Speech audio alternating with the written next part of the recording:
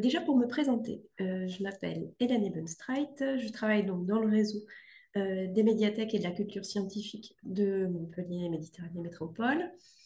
Mon poste, je suis chargée de projet EMI Presse et donc chargée de la coordination des projets EMI sur l'ensemble du réseau des 15 médiathèques. Je vais commencer d'ailleurs par une présentation du réseau du travail qu'on fait autour de l'EMI. Et ça servira d'introduction à cette résidence parce que, comme vous le savez, un projet comme ça, ça ne sort pas de nulle part. Il y a un travail en amont. Et ce travail en amont, je vais aussi vous le présenter. Donc, on est un réseau de 14 médiathèques, 15 à l'automne. Donc, il y en a une qui va ouvrir sous peu, répartie sur le territoire de la métropole. Bon, là, je vous ai mis quelques chiffres, vous les aurez après dans le diaporama. Mais donc, on est vraiment un réseau qui est finalement assez vaste et sur des territoires très, très différents, en centre-ville comme en quartier populaire, comme des médiathèques de territoire qui sont réparties dans des zones davantage périurbaines. L'EMI dans le réseau, je ne vais pas trop vite. L'EMI dans le réseau, on s'est structuré progressivement. Une particularité du réseau, c'est qu'un poste en 2022 a été dédié à la coordination, c'est le poste des actions EMI sur l'ensemble des médiathèques. Donc c'est le poste que j'occupe. Et dans la médiathèque centrale, une équipe est spécialisée sur les questions presse et éducation aux médias. Donc ça, c'est une vraie spécificité de notre réseau et qui permet finalement une action ciblée sur cette thématique. Après, dans chaque médiathèque du réseau, il y a des référents EMI Presse. Alors parfois davantage presse collection que EMI, mais en tout cas dans chaque médiathèque du réseau, et on se rencontre 2 ou 3 fois par an. L'EMI dans le réseau, c'est quoi? C'est déjà un rôle d'aide logistique et financier, une veille, un travail sur la mise en commun des ressources d'un fonds tournant. On recherche ensemble les partenariats. C'est l'organisation de rencontres, de formations pour les référents EMI. C'est l'accueil d'événements. On a une journée, mais d'ailleurs j'en profite, on a une journée BPI à venir le 14 novembre sur l'éducation aux médias à Montpellier. En même temps, je fais mon placement de produit, vous vous rendez en compte. Et puis, c'est cette organisation. Donc, c'est des animations tout au long de l'année avec différents partenaires du territoire. Et c'est l'organisation de cette résidence de journalistes scientifiques. La première édition a eu lieu l'année dernière en 2024. Et la prochaine est en préparation pour 2026. On a choisi ce rythme de faire cette résidence tous les 2 ans, parce que c'est un travail conséquent et finalement, pour commencer à préparer la résidence 2026, on a commencé en juin 2025 et donc finalement, le faire tous les ans, ce serait trop lourd. Et on aurait une cadence qui serait vraiment trop importante. D'où cette décision. Pourquoi une résidence de journaliste scientifique? Depuis 2022, le réseau des médiathèques est devenu réseau des médiathèques et de la culture scientifique. Alors, c'est un choix fort pour un réseau, un choix fort et original pour un réseau de lecture publique. L'idée, c'est de faire de la promotion de la culture scientifique un axe qui soit structurant de l'ensemble de notre action et que cela infuse dans l'ensemble de nos actions. Et c'était tout naturel que dans ce cadre-là, la résidence de journaliste que nous allions proposer, elle allait du coup s'intéresser à l'éducation aux médias, mais à travers le prisme des sciences. Nos enjeux et objectifs. Là, il n'y a rien de très original, j'ai envie de dire. Faire découvrir les enjeux et la profession de journaliste, la place des sciences dans la société de l'information, comprendre comment l'information scientifique se fabrique, donc mieux connaître le milieu de la recherche qui travaille sur des temps qui sont différents des temps des médias, comme vous le savez. Ça nous a permis, donc ça c'était plutôt sur l'aspect thématique, mais ça nous a servi aussi à nouer, consolider des partenariats avec du coup, des structures avec lesquelles soit on travaillait déjà, soit on ne travaillait pas encore. Ça a permis aussi avec certaines structures comme la prison, avec laquelle on travaille depuis de nombreuses années, de proposer finalement une thématique qui sortait un peu de ce qu'on pouvait proposer traditionnellement. Et puis, un objectif plutôt en interne, si je puis dire, l'idée, c'était aussi de développer, d'encourager les actions qui mêlaient éducation, médias et sciences dans le réseau. C'était de se dire, peut-être que pour se lancer, c'est bien aussi d'avoir quelqu'un qui puisse nous aider, nous mettre le pied à l'étrier. Et c'est ce qui s'est passé avec Marie-Catherine Mérat, que vous voyez à l'écran. Donc, qui est venue du 16 avril au 18 mai 2024 faire cette résidence sur le territoire de la métropole. Alors, il y a plein de choses qui ont fait que sa candidature a été choisie. Une des principales était qu'elle a vraiment montré son envie de construire cette résidence avec nous. Et ça a vraiment coïncidé avec une envie de notre côté de se dire que la résidence, elle serait à l'image du résident ou de la résidente et qu'on allait ensemble construire l'ensemble des ateliers et voire même les animer ensemble. Et c'est ce qui a été fait durant ces 20 jours. Donc, une journaliste sur 20 jours, 20 lieux, avec 20 partenaires, 32 bibliothécaires du réseau qui ont été impliqués et qui ont construit et animé les ateliers en compagnie de Marie-Catherine. 700 personnes touchées, enfin à peu près 700 personnes, plus de 700 personnes touchées, et on s'est posé 1 million de questions, et parfois c'était entre deux lieux, parfois c'était le soir assez tard, mais c'était un moment vraiment très très très riche. Le rôle du groupe projet là-dedans, on était un groupe projet de 4 personnes. Le rôle a été vraiment d'organiser la logistique, les déplacements, que ce soit le côté aussi administratif, la communication, la gestion du budget, la programmation, parce que finalement, avec 20 lieux, avec 32 bibliothécaires, du coup, il a fallu qu'on soit finalement assez sérieux de ce côté-là pour pouvoir du coup faire un planning qui se tienne. L'idée, c'était aussi, bien sûr, de créer, de faire du lien et de faire le lien entre Marie-Catherine et les bibliothécaires. Alors ça a été très facile grâce à elle, bien sûr. Euh, Aussi, un soutien alors avant la résidence, mais aussi pendant toute la résidence, et la proposition d'une matinée professionnelle dont vous voyez le programme à gauche. Et puis après, c'était finalement un accompagnement de Marie-Catherine sur chacune des actions aux quatre coins de la métropole. Les thématiques abordées: découvrir le métier de journaliste scientifique, exercer son esprit critique. On s'est aussi mis dans la peau d'un journaliste, bien sûr. Les réseaux sociaux et notre manière ou pas d'avoir un contrôle sur notre manière de les suivre. Les deepfakes et l'IA, on n'a pas pu, c'était vraiment on n'a pas pu évidemment y échapper. Et puis après, des ateliers qui étaient plutôt tournés sur les sciences parce que Marie-Catherine a une formation en neurosciences.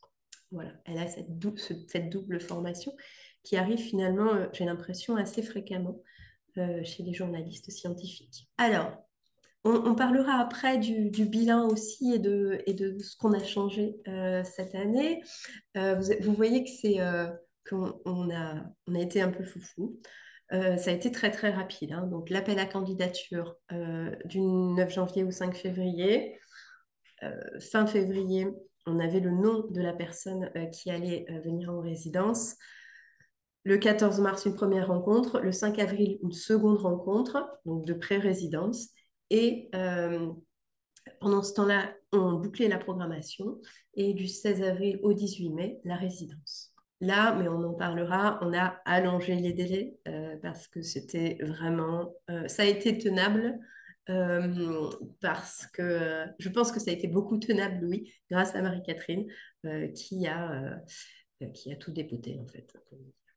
Voilà, on va être plus sage l'année prochaine. Vous avez aussi là, du coup, différents graphiques qui vous montrent un peu les actions les actions différentes qu'on a menées. En fait, ce qu'on décidait de faire aussi, ce qu'on voulait faire aussi, c'était oser des actions auxquelles on ne penserait pas forcément en éducation aux médias. Et donc, c'est d'où l'idée de faire des clubs lecture. On s'est dit aussi qu'on pouvait oser des projections et des débats. Alors, chose que, alors, on est toujours un peu frileux, nous, en tant que bibliothécaires, d'organiser des débats, parce qu'on ne sait jamais comment ça va finir. Euh, et voilà, et donc finalement, cette résidence, ça a été ça, ça a été l'occasion avec quelqu'un qui a du coup ce bagage et scientifique et journalistique, de pouvoir passer le pas sur certaines animations, sur certaines actions. Vous voyez qu'on a touché un public à peu près pour moitié, hein, adultes et seniors et jeunesse et ados, ce qui est du coup plutôt bien. On a beaucoup plus de facilité dans le courant de l'année à toucher un public jeunesse et adolescent, qui sont, enfin, et notamment via les classes. Et cette résidence a permis du coup d'aller sur une autre voie et de rencontrer d'autres publics qui n'étaient pas forcément d'ailleurs complètement acquis à la cause. Mais ça, on pourra en reparler si ça vous intéresse. Les partenaires associatifs, privés, éducatifs, bon, alors là, c'est vraiment pour vous donner un peu une idée de la multiplicité des partenaires. Évidemment, le CLEMI, l'éducation nationale, la MSH Sud, avec une rencontre avec des chercheurs en formation, des clubs de l'âge d'or et EHPAD, le centre pénitentiaire de Villeneuve-les-Maglones, qui fut une expérience très émouvante, j'avoue, et très intéressante. Marie-Catherine, hein, du coup, il y est allée 2 fois. Une fois, elle a rencontré du coup les personnes qui écrivent ce journal Hector. C'est un des seuls journal en France écrit par des détenus. Et donc, elle a été interviewée par eux, puis elle a rencontré un groupe de détenus. C'était vraiment, finalement, des expériences comme une résidence peuvent en permettre. Et puis, des rencontres aussi avec des personnes, des femmes en alphabétisation, comme vous voyez sur la photo de l'association Tininan, et des ateliers qui ont été faits dans le quartier Mausson par les collègues qui y travaillent. Un énorme quartier populaire de la ville de Montpellier et qui ont été aussi riches en échanges. Je vous ai mis cette phrase de Marie-Catherine parce que je la trouve déjà chouette et parce que c'était vrai. En plus, elle est vraie. Une atmosphère bienveillante, joyeuse et un très bel esprit d'équipe. On a réussi du coup à proposer des actions dans des lieux où il n'y en avait pas encore forcément, à renforcer le travail d'équipe autour de cette question, à encourager les bibliothécaires à en programmer à l'avenir et à imaginer de nouveaux formats. Cette résidence a eu le prix EMI 2025 des Assises du journalisme. Je vous le dis surtout parce que comme ça, si vous faites une résidence, n'hésitez pas à proposer votre candidature à ce prix. Voilà, là c'était juste la deuxième fois que la catégorie bibliothèque, la deuxième année que la catégorie bibliothèque et médiathèque existait. L'édition 2026, le but, là l'idée c'est que donc on a fait un bilan avec l'ensemble des personnes qui étaient engagées sur le projet. On a décidé pour l'année prochaine de renforcer le rôle du groupe projet, de construire avec le ou la journaliste en résidence un catalogue de propositions qui seront ensuite soumises à l'ensemble des collègues et partenaires. On a pris cette décision pour ne pas, en fait, c'était un peu lors de la première édition, c'est un peu le charme de la première fois. On était un peu tout fou et on s'est dit, allez, chacun propose ce qu'il veut. Bon, là, la deuxième fois, on devient un peu plus mature et on se dit que finalement, cadrer un peu plus les choses avec un catalogue, c'est pas une mauvaise idée. Donc, c'est ce qu'on va tenter de faire cette année et voir si ça fonctionne. On a choisi de développer davantage les liens entre là où là, le résident et les bibliothécaires et leurs partenaires en donnant davantage de temps à la préparation. Peut-être aussi faire davantage de rendez-vous avec un même groupe pour avoir moins une action finalement one shot, mais plus d'actions dans la durée, même si la durée de la résidence ne change pas, elle est toujours de 20 jours. Travailler avec des partenaires privilégiés au niveau métropolitain, interne à la métropole ou institutionnel, et étendre la matinée professionnelle à une journée. Là, ce que je peux vous dire, c'est que l'appel à candidature est sorti en septembre. On est en plein dedans parce que du coup, nous avons reçu 11 candidatures et l'appel à candidature prenait fin lundi soir. Nous allons recevoir les candidats et candidates en entretien au courant de ce mois. Et donc, au mois de novembre, eh bien, on saura qui sera la prochaine personne qui fera la résidence à nos côtés en 2026. Voilà, je crois que j'ai tout dit. Merci beaucoup, Hélène. Quand est-ce qu'elle aura lieu, la prochaine résidence? Alors, elle aura lieu du 17 mars au 11 avril prochain. Et du coup, alors, il y a une question d'Émilie Badoza sur le projet était-il en lien avec la semaine de la presse et des médias à l'école? Alors, il aurait dû, mais pour un problème administratif, pardon, on a dû le repousser.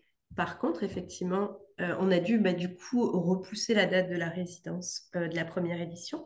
Par contre, pour la seconde résidence, on a choisi effectivement d'inclure le temps de la dans le temps de la résidence et la semaine de la presse à l'école et le mois de l'esprit critique. Vous savez, cet événement, le printemps de l'esprit critique, qui est organisé par Univers Sciences. Et donc finalement, notre résidence, enfin, les dates de la résidence coïncident avec ces deux événements nationaux. Il y avait une question sur le budget pour ce type d'événement. Oui, quel budget est nécessaire?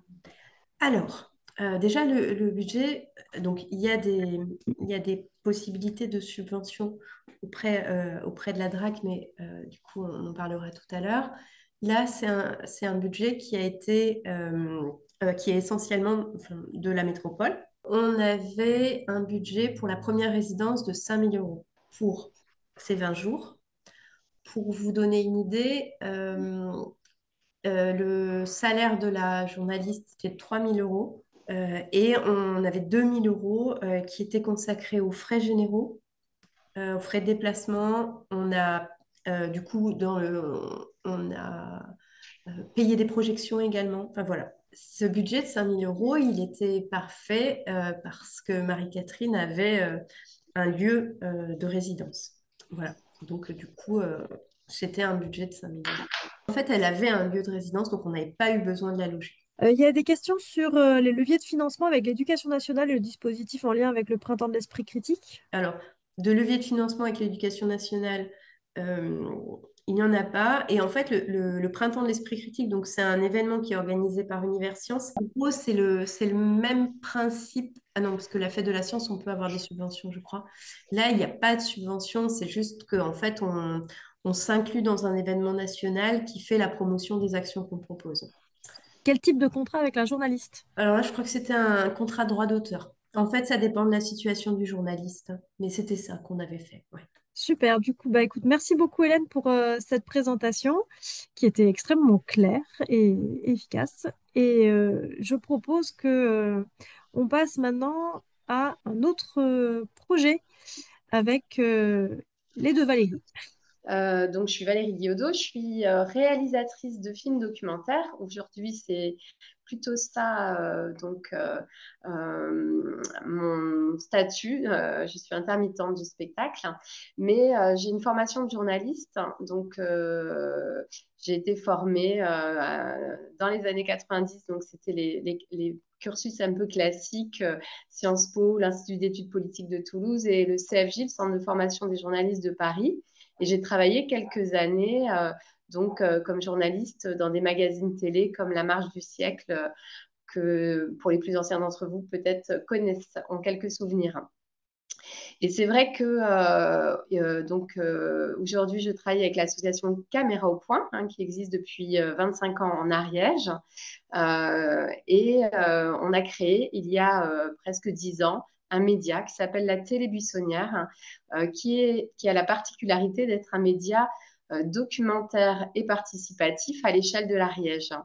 Donc, on a une posture par rapport au journalisme, c'est-à-dire que aujourd'hui, et tout au long de mon parcours professionnel, j'avais aussi un regard critique aussi sur le journalisme. Et aujourd'hui, en fait, en tant que média, on a eu envie, et encouragé par effectivement les résidences de journalistes proposées par la DRAC, de réinterroger la place du journalisme dans le documentaire, puisque vous savez que en général, quand vous regardez des documentaires, surtout en télé, il y a autant de documentaires réalisés par des journalistes que par des cinéastes.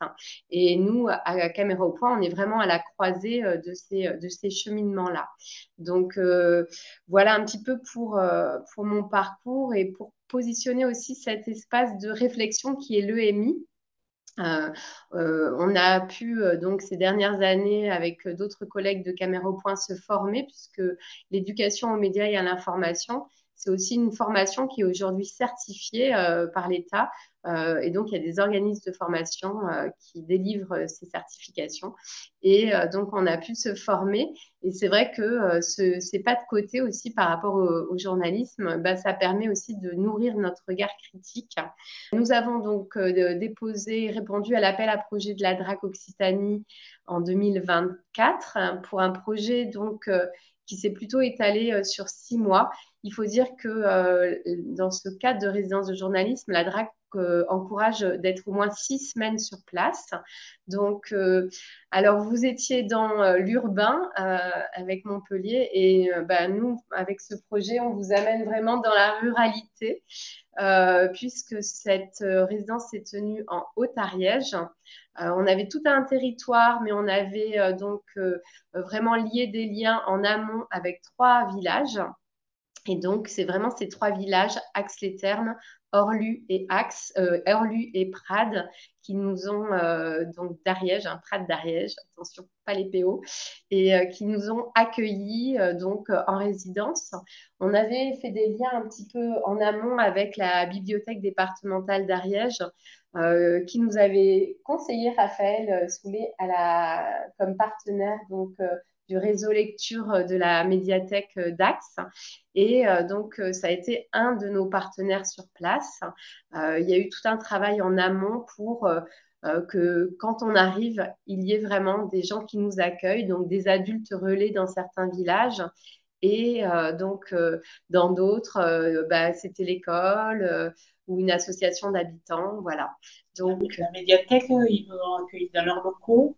Et du coup, comment ils ont organisé votre venue? Voilà, alors là, c'était vrai que en fait, dès le départ, l'idée, c'était d'avoir vraiment des points de chute, hein, des lieux d'accueil, puisque notre structure à nous est basée à Foix. Et donc, donc la médiathèque d'Ax, elle n'était pas, comme on l'a vu à Montpellier, très en amont sur le projet, mais quand même 3, 4 mois avant, on les a contactés. On a eu la chance d'avoir un super accueil par toute l'équipe. Et donc, l'idée, c'était de nous permettre de nous accueillir dans leurs locaux pour tous les temps de travail sur Ax-les-Thermes et de faire appel à leurs adhérents. Parce que ce projet, dès le départ, on l'a pensé sur la problématique en rural en particulier, mais peut-être en urbain, vous nous en direz quelque chose, sur le fait qu'aller vers la population en milieu rural pour une réflexion de l'ordre du décryptage des médias, de la réflexion sur quel rapport on a soi-même aux médias, ben, ce n'est pas une chose forcément facile. On l'a expérimenté justement avec la médiathèque d'Ax, faire des appels pour des temps de réunion, de réflexion ou de conférence même. On a vu le programme riche de la médiathèque de Montpellier. C'est pas forcément si facile que ça dans des villages. Pour vous donner un ordre d'idée, là, on est sur des villages entre 1200 habitants pour Ax ou 50 habitants à Prades. Donc, nous, l'idée, c'est d'aller vers toute la population en essayant de faire vraiment de l'intergénérationnel et qu'il y ait vraiment un travail de fond. Un travail de fond pour préparer le fait que les gens viennent à vous.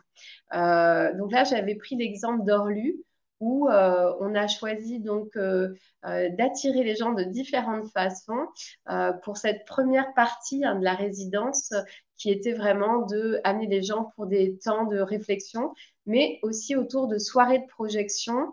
On avait fait un travail en amont avec le France 3 local pour qu'il y ait à la fois des reportages de France 3 et des courts-métrages documentaires pour justement aussi questionner des formes un peu différentes pour appréhender le réel. Et ça nous a permis de faire venir les gens. Donc, on leur donnait là, vous voyez, rendez-vous 1 heure un peu, à peu près avant l'accueil, le début de la soirée de projection pour avoir autour d'une sorte de kiosque de presse. On avait donc des panneaux d'affichage. Là, ils ne sont pas très visibles sur la photo, mais pour justement discuter avec les gens de comment était médiatisé leur territoire. C'était l'axe que nous, on avait choisi pour permettre aux gens de rentrer dans le projet.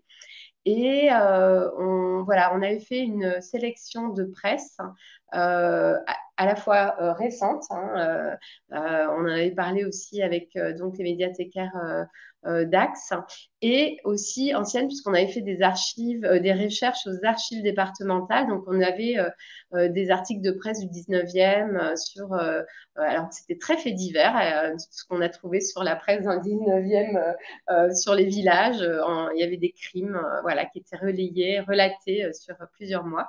Voilà. Et c'était donc toute cette question qui a permis pendant ces soirées, puisqu'on en a eu plusieurs un peu sur le territoire, de permettre de rencontrer les gens.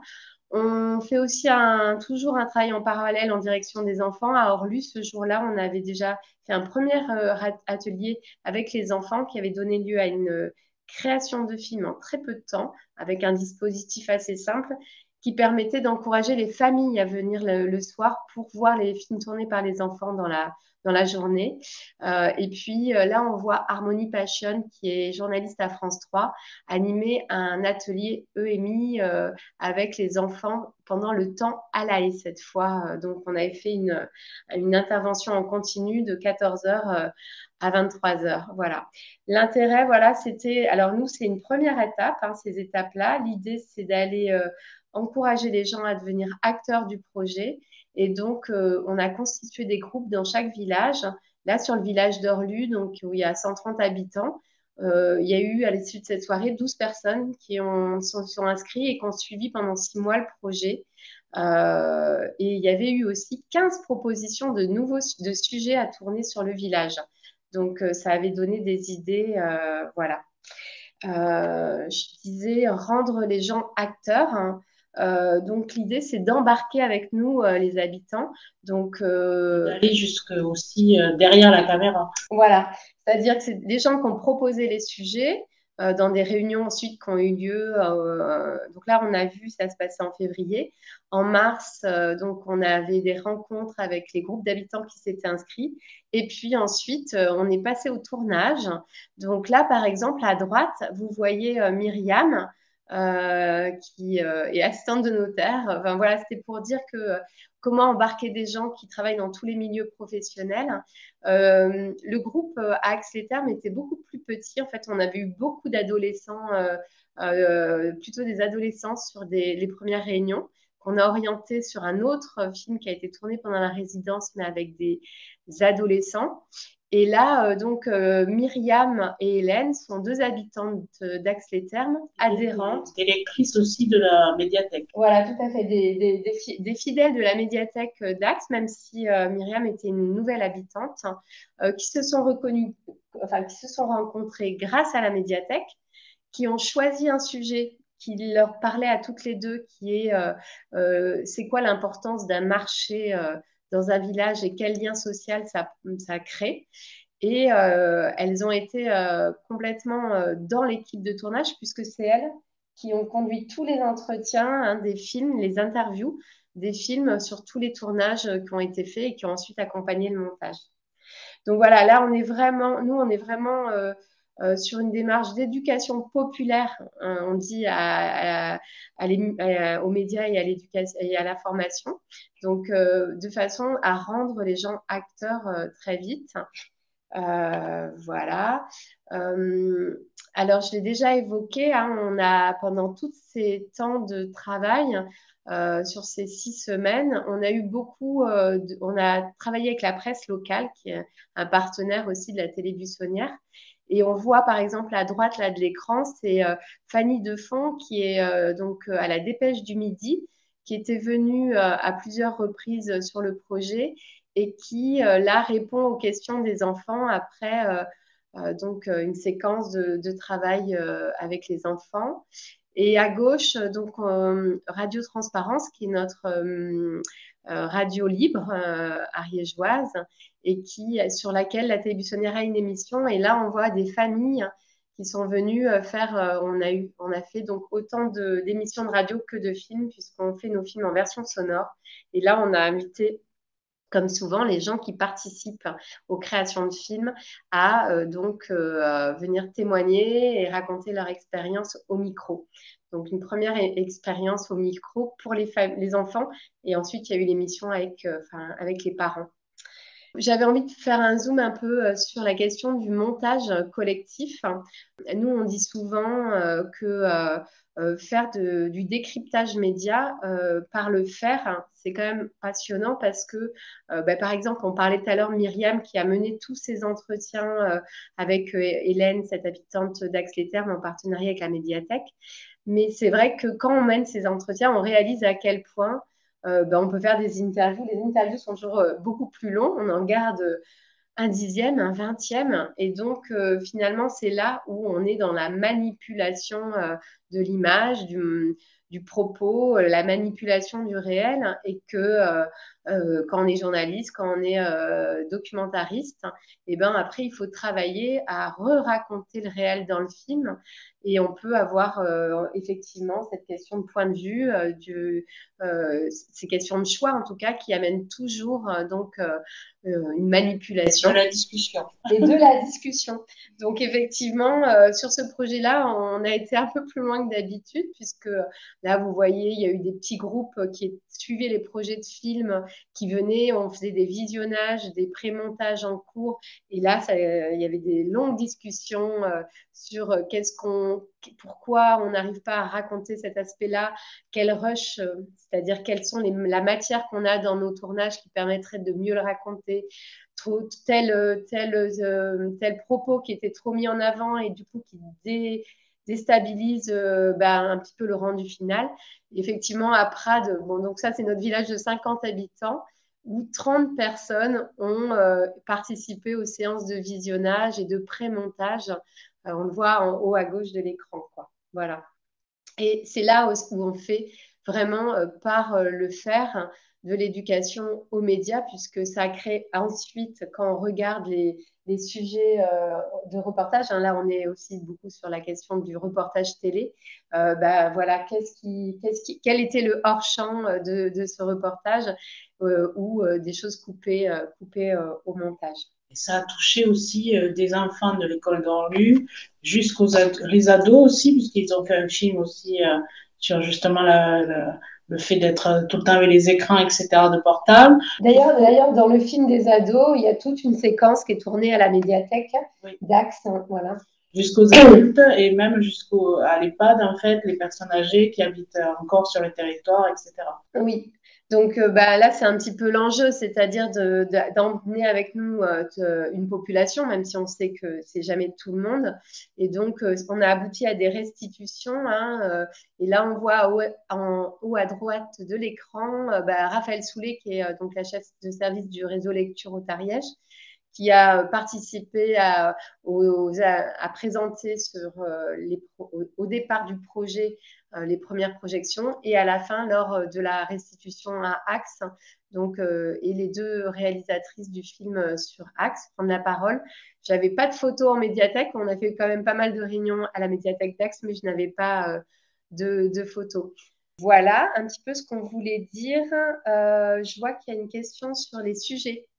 Oui, alors, par exemple, pour aller sur le fond un petit peu des propos développés, euh, sur les reportages de France 3 qu'on avait pu mettre en avant, tout à l'heure, on a vu l'école d'Orlu, qui est une école très à part avec une classe unique, mais la plupart des sujets même en presse écrite, hein, c'est beaucoup sur le tourisme, puisque c'est un territoire, pour certains qui le connaissent, où il y a des stations de ski, un espace de randonnée, et très souvent, les habitants qui habitent là-bas se disent, mais en fait, ces sujets-là, ils sont choisis plutôt pour la métropole toulousaine ou pour les autres habitants qui vont venir faire des sorties sur notre territoire. Par exemple, il y a beaucoup, beaucoup, beaucoup de sujets sur la station de ski en février et enfin à partir de décembre.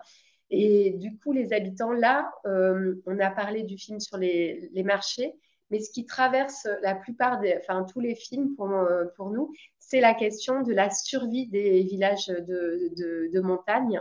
On a parlé de la métropole de Montpellier tout à l'heure. Effectivement, ce phénomène, malgré le Covid, où il y a des gens qui viennent, qui s'installent, c'est vrai, il y a beaucoup de gens qui viennent et qui s'installent en Ariège, et ça, on peut dire depuis les années 70. Mais il y en a aussi beaucoup qui repartent parce qu'ils n'ont pas forcément trouvé les moyens de vivre ici.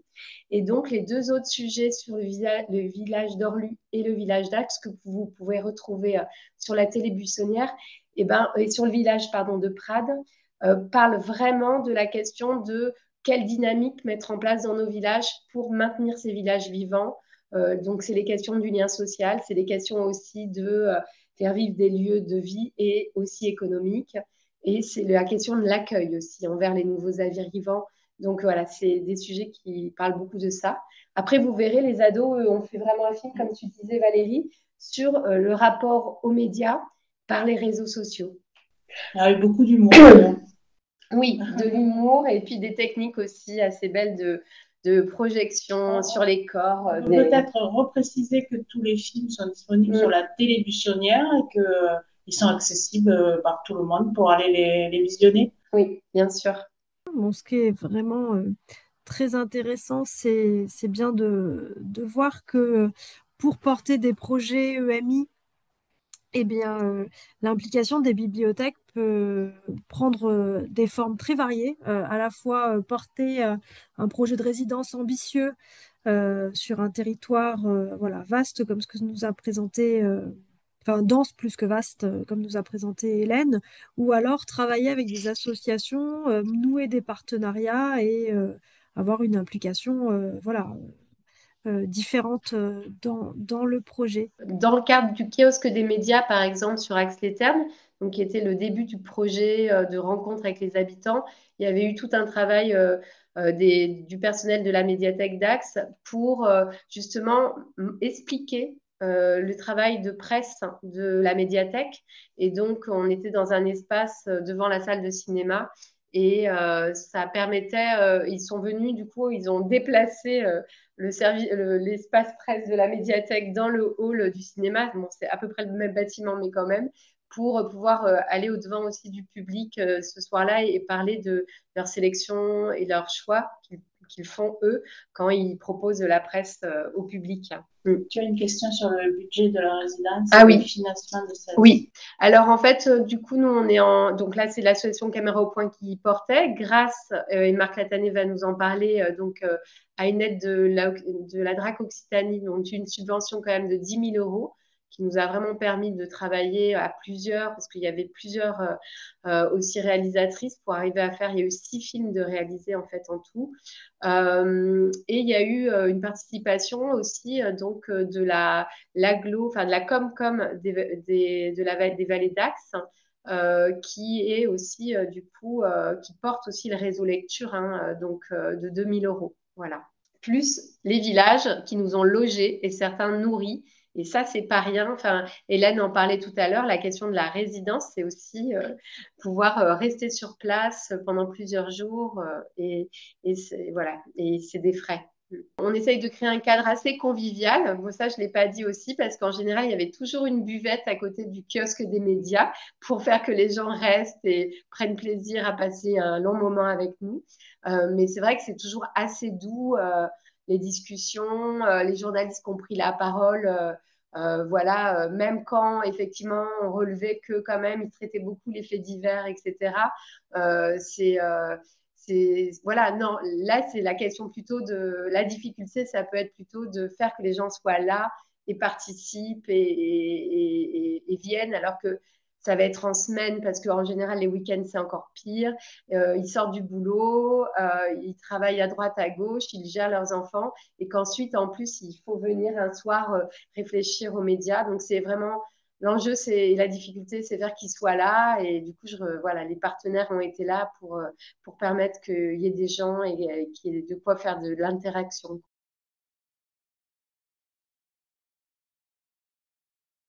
Marc Latané, je suis conseiller pour le cinéma à la DRAC Occitanie. Donc, la DRAC, c'est la direction régionale du ministère de la Culture. Le ministère de la Culture s'est intéressé à ces projets de sensibilisation des gens à l'éducation aux médias à partir des attentats de Charlie Hebdo. Alors, ça ne veut pas dire qu'auparavant, il ne se passait rien, il se passait des choses. Mais à partir des attentats de Charlie Hebdo, le ministère a mis en place des actions et notamment des financements pour aider des projets. Pendant plusieurs années, on a aidé des projets très ponctuels de sensibilisation vraiment aux médias, à l'information, à la fabrique de l'information, à la lutte contre les contenus haineux. Voilà. Et puis une année en DRAC Occitanie, donc c'était en 2021, nous avons fait face à un afflux de demandes très important, parce qu'on a eu plus de 50 demandes pour finalement en y aider 10 au résultat, ou 11. Donc, on a décidé en 2022 de réorienter vraiment ces appels à projets vers des résidences de journalistes et d'éloigner complètement ces projets plus ponctuels d'intervention. Ces résidences journalistes, donc on demande que ce soit des journalistes professionnels qui interviennent, alors pas forcément des journalistes avec une carte de presse, s'ils l'ont c'est très bien, mais en tout cas des journalistes qui travaillent régulièrement pour un média. Ce média, ça peut être un média papier, un média audiovisuel, un photographe de presse ou un dessinateur de presse, hein, on est ouvert à toutes les disciplines. Il faut en tout cas que pour ce journaliste, il ait une activité régulière, qu'on puisse voir, lire ses articles dans les journaux, voir ses reportages dans les télés ou sur des sites web. Voilà, qu'il ait vraiment une activité professionnelle. Je crois que Valérie l'a précisé, hein, nous demandons une présence d'au moins 6 semaines sur le territoire. Alors ça peut être 6 semaines consécutives ou 6 semaines échelonnées sur plusieurs mois. Nous demandons ce qui est un engagement à plein temps du journaliste. Hein, voilà. Et sur le terrain, on lui demande des journalistes. Il peut y avoir une équipe de journalistes. Hein. On a parfois des trios, dessinateurs, photographes et presse-papier. Voilà. Et on lui demande donc de travailler avec les publics, alors, tous les publics, que ce soit des jeunes, des personnes âgées, des personnes à activité, des personnes sans activité. Voilà, qu'il élargisse vraiment tout le panel en travaillant localement sur un territoire donné. Alors, le territoire, c'est une commune, c'est plusieurs communes, c'est plusieurs quartiers dans une grande ville ou sur un seul quartier dans une grande ville. En tout cas, en travaillant avec des associations locales, avec des relais locaux ou des collectivités ou des médiathèques. Voilà, on n'a pas plus d'exigences que ça. Sur le contenu, le journaliste est assez libre. On lui demande il peut avoir un travail personnel, faire lui-même un travail personnel pendant cette résidence, mais on lui demande quand même de consacrer du temps de résidence à travailler avec les publics, à sensibiliser ces publics, donc aux médias, à l'information, à la fabrique de l'information, à la lutte contre les contenus haineux, à l'utilisation des réseaux sociaux. Voilà, c'est assez large, hein. La note de cadrage est très très large, évidemment. Tout le monde ne fait pas tout. Voilà. Vous dire que donc jusqu'à lors, il y avait une subvention forfaitaire de 10 000 euros pour accueillir ce journaliste, qu'on demande aux partenaires qui déposent le projet, qui déposent la demande, de prendre en charge au moins le logement et les repas des journalistes accueillis. Il peut aussi participer à d'autres. Souvent, les temps de restitution sont pris en charge aussi par les structures d'accueil. Il peut participer à la rémunération du journaliste s'il a envie que ce journaliste reste plus de temps sur le territoire. Voilà. Je ne vous cache pas que les financements de ces résidences de journalistes, c'est quand même un peu compliqué. Les cofinancements sont très compliqués. Les collectivités sont toujours un peu frileuses d'accueillir des résidences de journalistes. On ne sait pas trop ce que va raconter le journaliste. Voilà. Et puis vous dire que tout ce petit portrait que je brossais idyllique, jusqu'à cette année 2025, nous avons connu quand même une diminution de la dotation consacrée à ce dispositif par deux. Donc, on a eu moitié moins d'argent, donc on a eu moitié moins de projets. Et qu'est-ce qui va en sera l'année prochaine? Je ne sais pas qui peut le dire. Voilà très brièvement ce que je pourrais vous dire là-dessus. Cette année, ça existe. Cette année, voilà, il y a 3 projets en lien avec des médiathèques, alors pas portés par des médiathèques, hein, mais où les médiathèques apparaissent à un moment dans le projet, qui ont été aidés. Donc, on couvre vraiment toute la région, hein, les 13 départements de la région. Donc, 3 projets qui ont été aidés, et une médiathèque en Lozère, une médiathèque, des médiathèques dans le Gers et une médiathèque en Haute-Garonne. Voilà. Alors, je vois une question là dans le chat, en même temps, quelle est l'échelle minimale commune interco? Il n'y en a pas, il y en a pas, c'est à vous de le décider. Le tout, c'est qu'on ne veut pas que ce soit une succession d'ateliers, voilà, et on ne veut pas que... on a eu un projet, par exemple, cette année qui présentait un dispositif sur 4 communes, et en fait, le journaliste était en résidence d'une semaine par commune. Voilà, et ça, on ne veut pas ça non plus. On veut que le journaliste reste sur une durée assez longue, donc de 6 semaines au moins, sur un même territoire. Ben, je pense que c'est très clair. Voilà, ce qui est sûr, c'est que c'est des projets qui nécessitent des financements et qui nécessitent aussi un temps de préparation long, comme vous l'ont expliqué à la fois Valérie et Hélène, et que bien heureux qui peut dire les financements de l'an prochain, mais en tout cas, si jamais il y a la nouvelle, peut-être tardive, de déposer des projets, ben, ceux qui s'y seront préparés auront plus de chances d'avoir un dossier abouti en temps et en heure. Alors, Isabelle Valdivia de la médiathèque d'Alès demande si vous savez à peu près la période de dépôt des projets habituellement. En principe, c'est au printemps. Mais là, cette année particulière de 2025, où on a connu nos budgets en mai, l'appel à la candidature a été vraiment repoussé. Et je crois qu'il y a eu jusqu'au 15 juillet pour déposer les projets, et les réponses ont été données autour du 15 septembre. Je ne veux pas être le oiseau de mauvais augure, mais je pense que pour 2026, ça va être pareil, vu comme c'est parti. Mm. Et quelle bibliothèque? Peut-être. C'est la bibliothèque, pardon, excuse-moi, de Montesquieu-Bolvestre. Oui, je voulais juste, on s'est dit avec Valérie qu'on avait, nous on a la chance d'avoir redéposé à la Télé Buissonnière pour l'année donc qui vient. Et donc on va commencer un travail sur le Haut-Couserans et avec la DRAC Occitanie qui nous soutient. Et donc là, il y aura un très fort partenariat avec la médiathèque de Sexe.